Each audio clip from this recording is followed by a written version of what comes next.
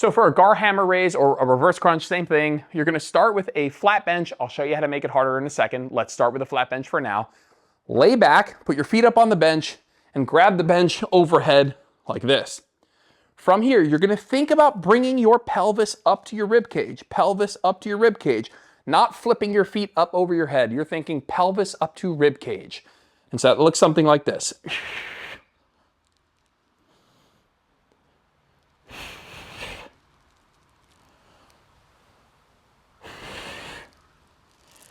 After a certain point, bringing my knees any further up past straight up is going to be a rest for the abs. And you can kind of feel where that's happening right around here. If I keep going, first of all, I'm going to flip, but second of all, there's no more challenge for my abs.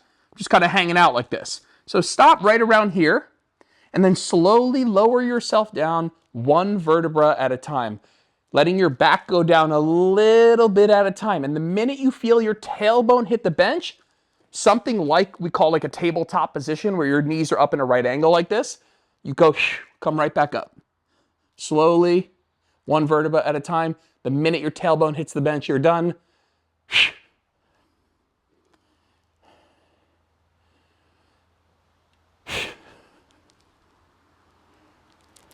If you want to touch your feet to the bench between reps, I don't really have a problem with it. It brings in a little bit of your hip flexors.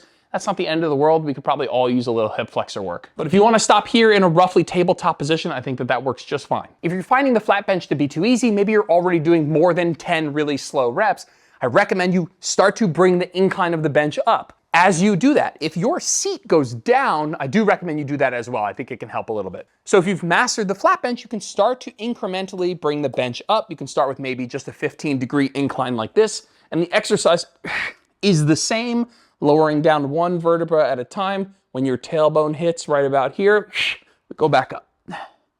Slow. And you can just keep doing that where you're increasing the incline of the bench.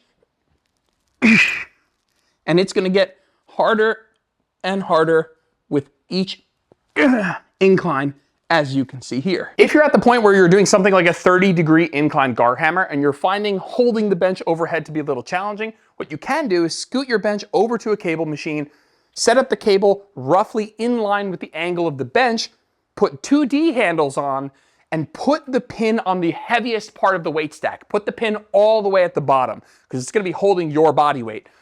And you can set up like this, just a little bit more stable, nice and slow and controlled.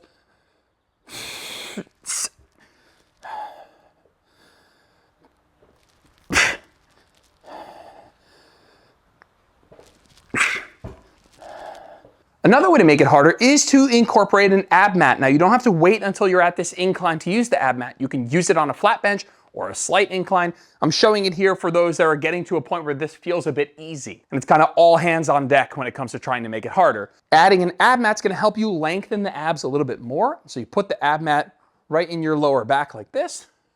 And then it is that same exercise, but now you're getting a little bit more lengthening in the abs towards the bottom.